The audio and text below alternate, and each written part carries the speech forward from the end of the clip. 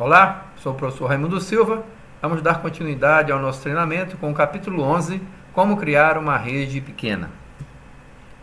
Neste capítulo, nós abordaremos os seguintes temas, seções e objetivos: projeto de rede, segurança de rede, desenho básico da rede, soluções de problemas de rede. Projeto de rede. Topologia de uma pequena rede. Se você observar aqui nessa gravura, nessa figura, nós teremos aqui um roteador acessando através de um link de WAN a internet, representado aqui por uma nuvem. Esse roteador ele está conectado a um switch e aí tem vários dispositivos, servidores, máquinas de usuários, telefone IP, VoIP e outros serviços.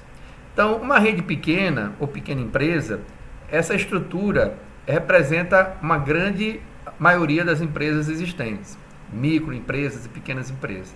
Tá? Você vai ter um acesso à internet, esse roteador ele pode estar provendo inclusive serviços DHCP, ou seja, entregando endereço IP para essas máquinas. Vai ter um switch como concentrador ou um grupo de switches, 2, 3 switches cascateados, servidores locais, né? Se não for uma rede ponto a ponto, telefonia VoIP, enfim, uma rede pequena tem uma estrutura como esta. Então, o gerenciamento de uma rede pequena é semelhante ao gerenciamento de uma rede grande. Quer dizer, a ideia de uma rede pequena e uma rede grande, ela se assemelha bastante. Precisa de manutenção e solução de problemas, dispositivo de segurança e informações na rede. Então, fatores a considerar na escolha de um dispositivo, né, de um ativo de rede, de um switch, de um roteador, ou mesmo de um servidor. O custo, que é impactante. Você não pode ter uma solução ideal a um custo que a empresa não tem condições de arcar. O número de portas nos switches para comportar todos os usuários, né? Não necessariamente o switch pode não ser um só switch, 2, 3. Um switch de 48 portas, geralmente ele tem um custo bem mais elevado que um switch de 24 portas, obviamente. Mas aí você pode talvez colocar 2 de 24 ao invés de um de 48. Velocidade que você vai disponibilizar nesse enlace dessa rede. Hoje você colocar todas as portas gigas seria o ideal, mas talvez a empresa não comporte o custo de switches de todas as portas gigabits.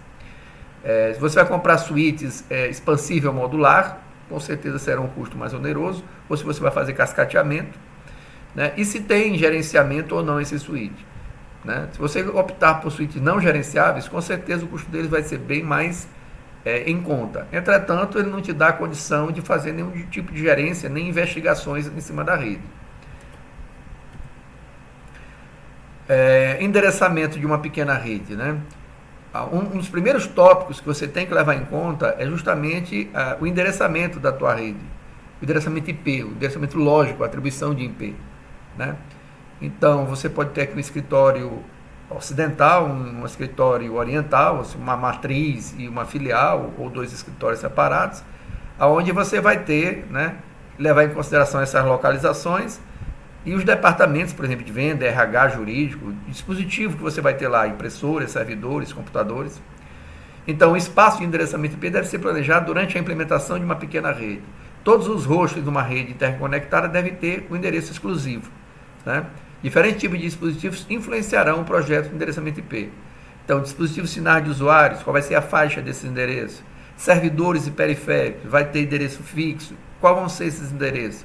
Você pode deixar a faixa dos primeiros 50 endereços IPs para servidores e periféricos. Rostos acessíveis a partir da internet, todos vão acessar a internet, só alguns. E dispositivos intermediários, switches, roteadores, o que vai ter, né? Ele dá até um exemplo aqui, ó. Se todos os servidores tiverem um espaço de host atribuído no intervalo de 50 a 100, fica até mais fácil. Se você encontrar um endereço, por exemplo, 80, você sabe, opa, isso aqui pertence aos servidores, né? Então fica fácil de você dar uma administrada mais fácil. Redundância de uma rede. Então você observa aqui, novamente nessa figura, que nós temos algumas redundâncias. Eu tenho aqui a figura de 3 servidores, eles estão conectados entre si nesses 2 switches, por sua vez, possui 2 roteadores. Então, você tem uma redundância de switch, redundância de servidor, redundância de switch, redundância de roteador e redundância de enlaces, né? Não adianta ter um servidor todo, 3 servidores, se eles conectam todos eles através de um só switch. Se cair esse switch, os 3 servidores estão fora. Então, há 4 tipos de redundância nessa figura, de servidores, de enlaces, de switches e de roteadores. Gerenciamento de tráfego, né?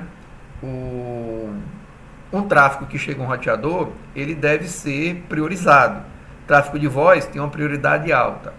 Os tráfegos de voz, eles não precisam de muita largura de banda, ele precisa de prioridade, né? Os pacotes VoIP são pacotes pequenos, não gastam tanta largura de banda, mas eles precisam de prioridade, precisam de agilidade.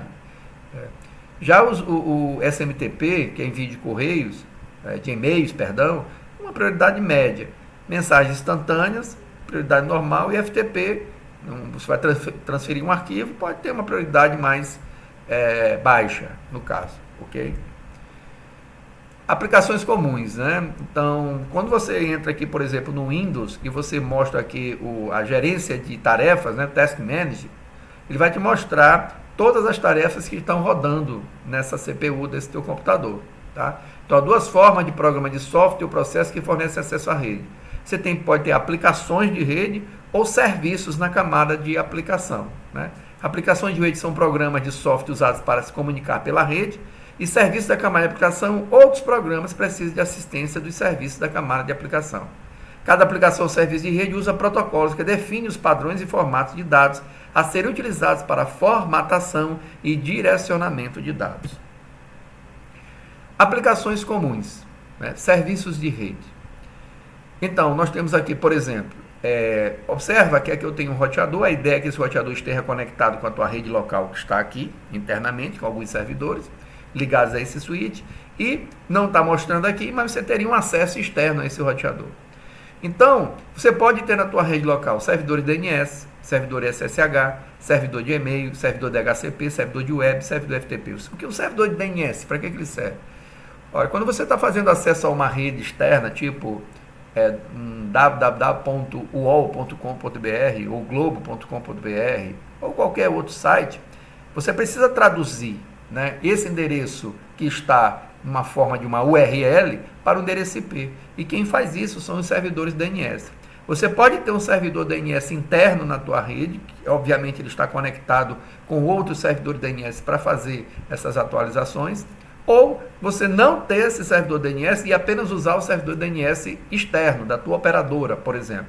Em casa, você tem um acesso à internet em casa ou numa LAN house, dificilmente você vai ter um servidor DNS na tua residência ou numa LAN house.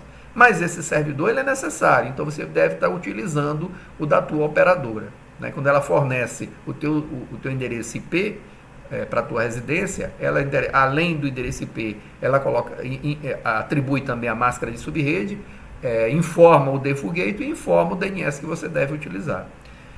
Servidor SSH, né, para acesso remoto a esse servidor, de forma segura. O SSH, o tráfego é criptografado.